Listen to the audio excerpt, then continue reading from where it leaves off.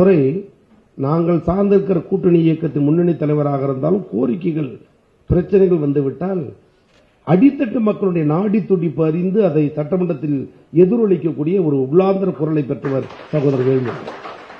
சில சடங்களில் இது அரசுக்கு எதிரான எண்ணமுடைய அல்லது அந்த செயல் திட்டமுடைய என்பது போன்ற ஒரு தோற்றம் இருந்தாலும் கூட இதுதான் இங்கு இருக்கிற நிலவரம் என்பதை முதலமைச்சர் புரிந்து கொள்ள வேண்டும், மனு அமைச்சர் புரிந்து கொள்ள வேண்டும். நீங்க நேரில் சென்று ஆய்வு செய்யுங்கள், அதன் பிறகு கருத்து சொல்லுங்கள் என்று அந்த உரிமையை உரிமையோடு கேட்கிற உரிமை. அது எதிர்ப்போ கோபமோ வெறுப்போ அல்ல.